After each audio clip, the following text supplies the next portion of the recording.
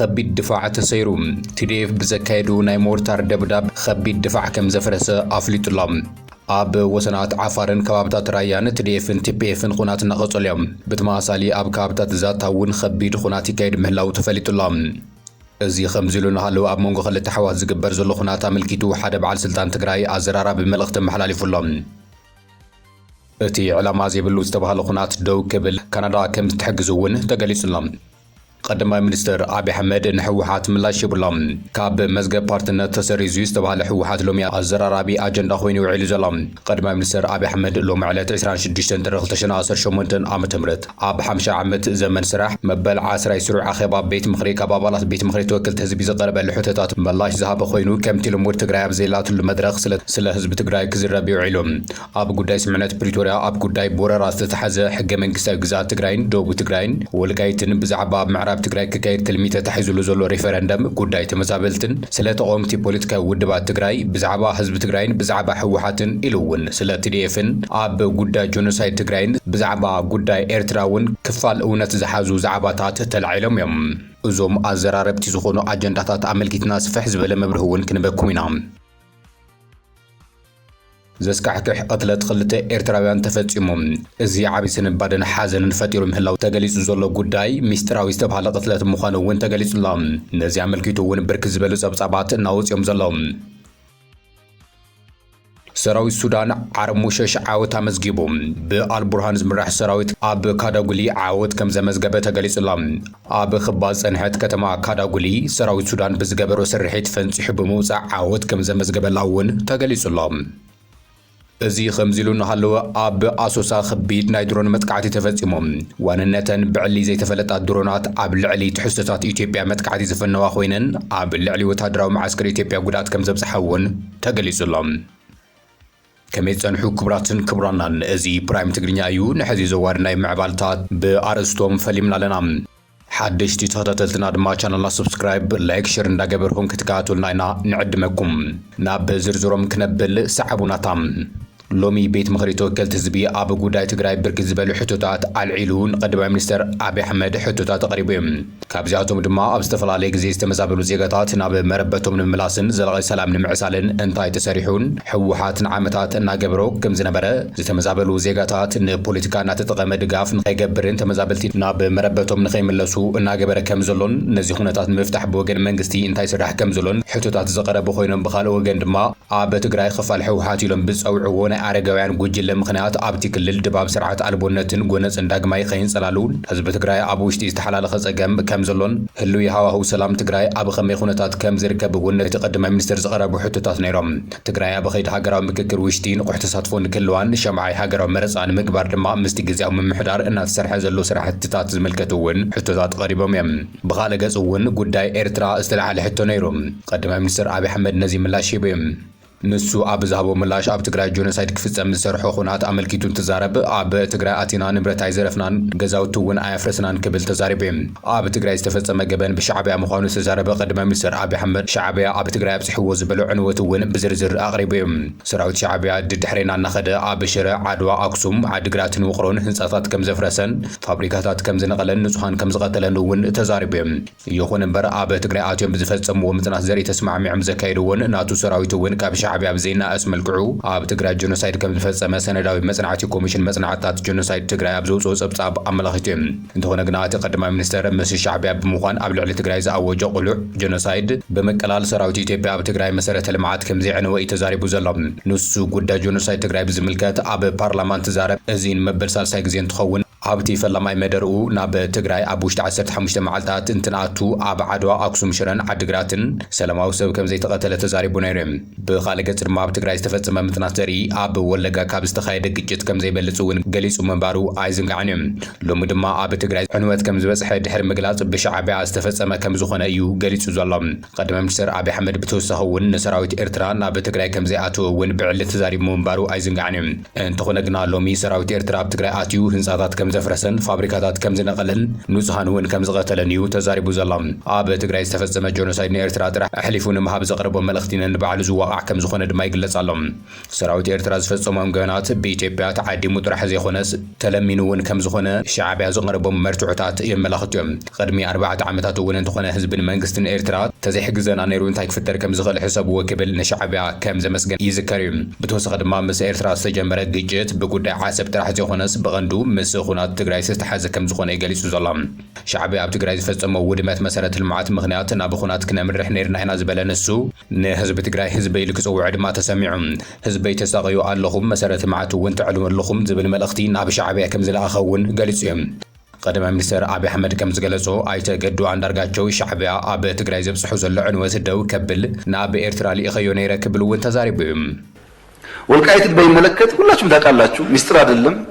የይገባኛል ጥያቄ በአማራና በትግራይ ክልል ለረጅም ጊዜ ቆይቷል ሁለቱም ክልሎች ማስረጃ አስደግፈው ተቀባይነት ይኖረው ማይኖረው ይሄ ቦታ ይገባኛል ይላሉ ፌደራል መንግስት እያለ ያለው ሰው አይፈናቀል ባለበት ይመለስ ራሱን ያስተዳድር ራሱ ይወስነው ነው አንድ ሰው እዚህ ተቀምጦ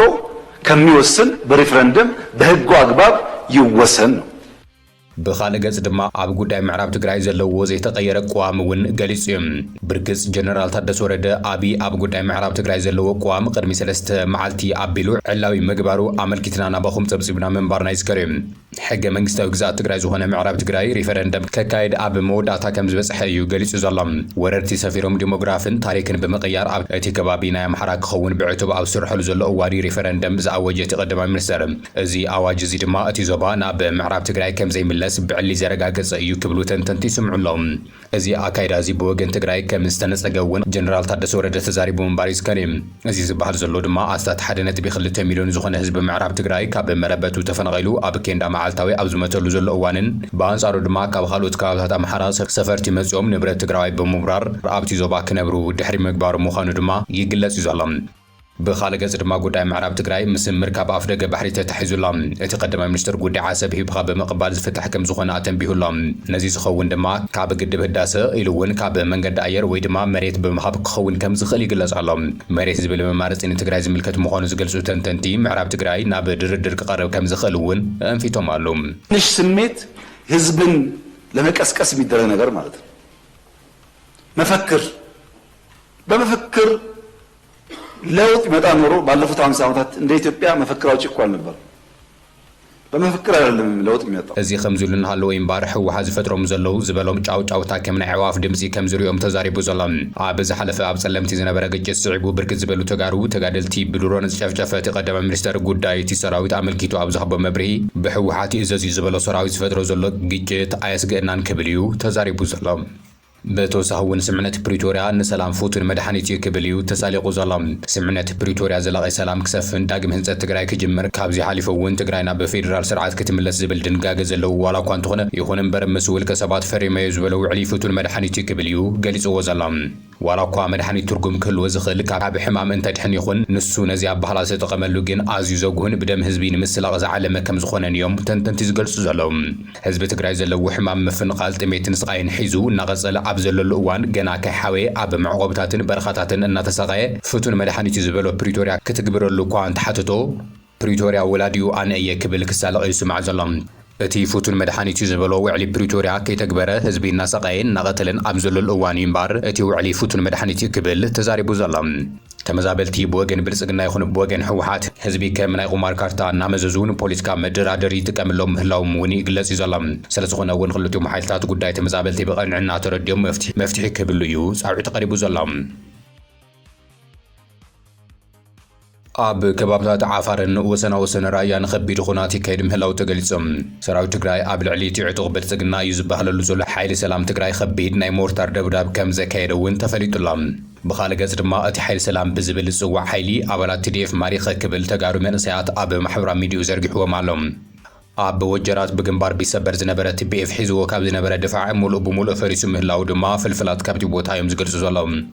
ሎሚ ኣብ ከባብታት ወጀራትን ዛታን ከቢድ ዕንወት ከም ዝበጽሑ ብመሰረት እዚ ድማ እቲ ሓይሊ ከቢድ ዕንወት ከም ዝበጽሑን ናብ ዓፋር ሃዲሙ ከም ዘለኑ እውን ተገሊጹላ ብተወሳኺ እውን ኣብ ከባብታት ወጀራትን ዛታን ከቢድ ኩናት እናተኻየደ ከም ዘሎ ይዝግለጽ ዘሎ እዚ ከምዚ ኢሉ እንሃለወ እምበር ሓደ በዓል ስልጣን ነቶም ዕላማ ንዘይብሉ ዝተኸሱ ዘለዉ ክልተ ኣሕዋት ትግራይ ሓይልታት ከቢድ መልእኽቲ ኣመሓላሊፉ ዘሎ ኣሕዋት ነንባዕሎም ክተኸሱ ምርኣይ ጸሊም ታሪክ ትግራይ ክብል ሓላፊ ቢሮ ጉዳያት መንእሰይ ትግራይ ኣይተ ሓይሽ ስባጋድስ ዝገለጸ ኮይኑ ኣብ ትግራይ ዘሎ ብልሹ ምሕደራን ሓድነት እቲ ብሄር ኣብ ሓደጋ ከም ዘውድቆ ገሊጹላ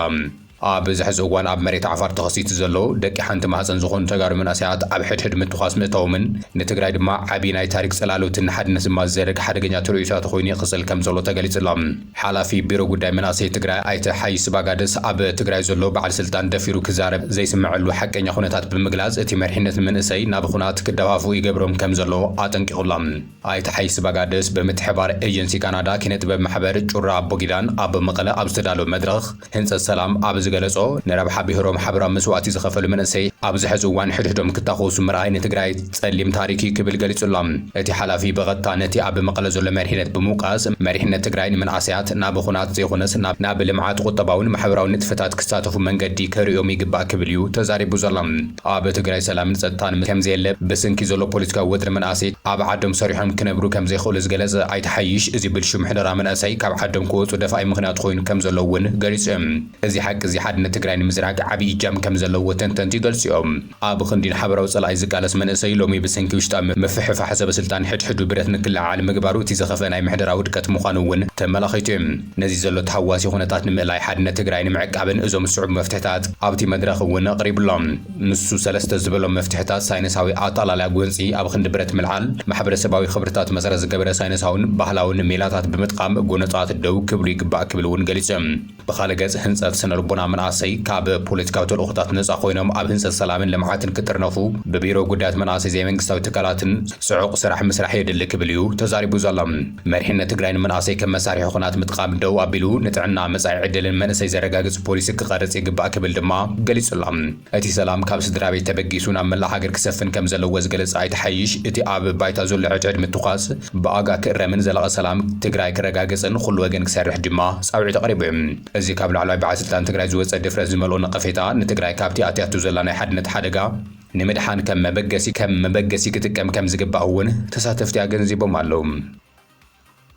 ሰራዊት ሱዳን ዓርሙሸሽ ዓወት ኣመዝጊቡሎም ኣብ ኽባፅ ጸኒሕት ከተማ ኣዳጉሊ ሰራዊት ሱዳን ብዝገበሮ ስርሒት ፈንፂሑ ብምውፃእ ዓወት ከም ዘመዝገበ እዩ ተገሊጹ ዘሎ ሰራዊት ሱዳን ከሳልጦም ዝቐነየ መጠነ ሰፊሕ መጥቃዕታት ንመስመራት ካዳጉሊ ሕዚ ሙሉእ ብምሉእ ተቋፂሩ ከም ዘሎ ይግለጽ እዩ ዘሎ ዋና ከተማ ኩርደፋን ከተማ ካዳጉሊ ን3 ዓመታት ኣብ ኽባፅ ዝነበረት ከተማ ምዃና ዝፍለጥ ኮይኑ ኣብ ዝሕዚ እዋን እታ ከተማ ነፃ ከም ዝወፀትን ነበርቲ ከተማ ካዳጉሊ ተሓጓሶም ምስ ሰራዊት ሱዳን ይገልጹ ምህሎም እውን ተገሊጹ ፕሬዚደንት ሱዳን ጀነራል አብዱልፈታህ አልቡርሃን ንመላእ ሱዳናውያን እንኳዕ ደስ በለና ክብል መልእኽቶም መሓላሊፉሎም አልቡርሃን ኣብ ዘመሓላለፉ መልእኽቲ ሰራዊት ሱዳን ብዘይምቁራጽ ናብ ዳርፉር ከም ዝግስግስ እውን ኣፍሊጡሎም ተኽሲ ደው ኣይነብልን ንጸላኢ ካብ መሬት ሱዳን ጸራሪግና ክነውጽኦ ኣለና ይብል አልቡርሃን ቅድሚ ደቂቕ ኣብ ዘሕለፎ መልእኽቲ በዚ መጥቃዕቲ ሰራዊት ሱዳን ግዛኣት ደቡብ ኮርዶፋን ነፃ ንምውፃእ ተኻኢሉ ከም ዘሎ እውን ፍልፍላት ይሕብሩሎም RSF ቅድሚ ኣዋርሕ ኣብ ከተማ ካዳጉሊ ብዝፈጸሙ መጥቃዕቲ ድሮን 6 ባንግላዳሻውያን ዓቀብቲ ሰላም ምቕታል እውን ኣዘኻኺሩ